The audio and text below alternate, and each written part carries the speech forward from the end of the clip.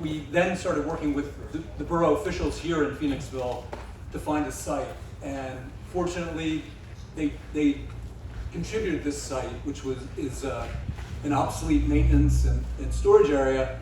And we're going to build a really beautiful 50-unit affordable senior building.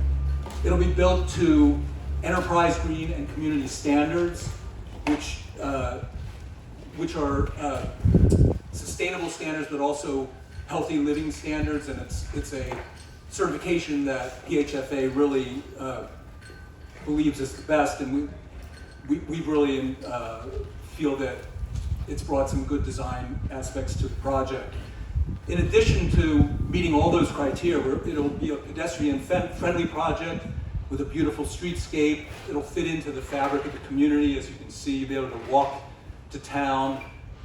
There's a community garden, raised beds for people to do gardening, a gazebo and walking paths, and indoor and outdoor community spaces, activity rooms, and even a space for visiting nurses, so that healthcare can be a component of this. So the project, as I say, we conceived of it 4 years ago, but it took 3 attempts through applying to PHFA. And as many of you know, PHFA provides the funding and the tax credits for all the affordable projects in Pennsylvania, and so they can only afford to fund maybe 1/3 of the projects that are submitted. So we feel very fortunate that they selected this project to fund. I wanted to thank people, mostly in this 5 minutes that I have.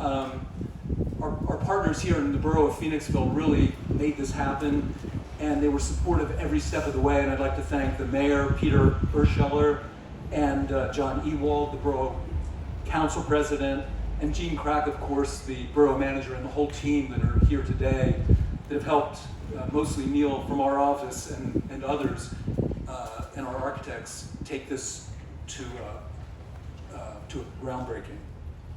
I'd also like to thank the Chester County Commissioners, Miriam Moskowitz, Josh Maxwell, and Michelle Kickline, all of whom are here today, for their constant, not only their financial support, not initially, and then as we needed a little additional funding because of inflation, but just having their staff help us with every detail that we needed. It's a very complex project, and it required a lot of attention.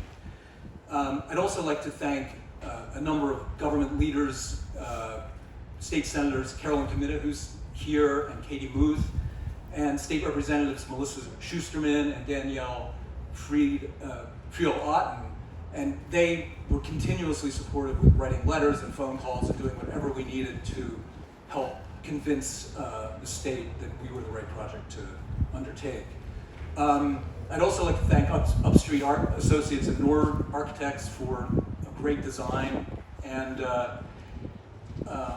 I'd like to thank Key Bank, and I know Ryan Oldman actually flew in from Cleveland for this event, for funding the project, along with Phoenixville Federal Bank, and I know Doug Darlington and his staff are here today. They again, without financing, the project wouldn't have worked.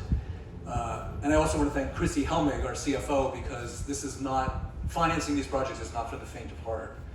So, and I think the other thing that I'd like to say is that these projects take lots of different people, bankers, government officials, developers, construction companies,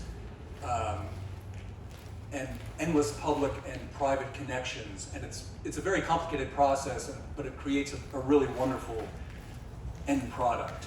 So these apartments will serve seniors who make between 20% and 60% of the median income. And without housing like this, when you're in that income level, it's really difficult to live a comfortable and a meaningful life. So the people who do live in these buildings are incredibly fortunate. And I've built 2 of these projects in my career, and I've been around for a long time, and I can honestly say they're the most gratifying projects I've done. Because when I see the people in the buildings, it's a hard connection.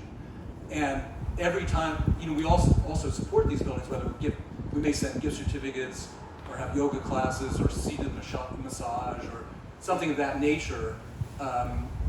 And every time we do something like that, we get 100 letters thanking us. So I'm really happy to do this project. I want to thank all of you for helping us put it together. And I would also like to thank Neil Fisher, who is the optimist in our company, and every time it looked like we weren't going to make it, he'd push us to the next level. So with that, I'd like to turn it over to Melissa Grover, who's the Director of Government Affairs at PHFA, to say a few words. Thank you.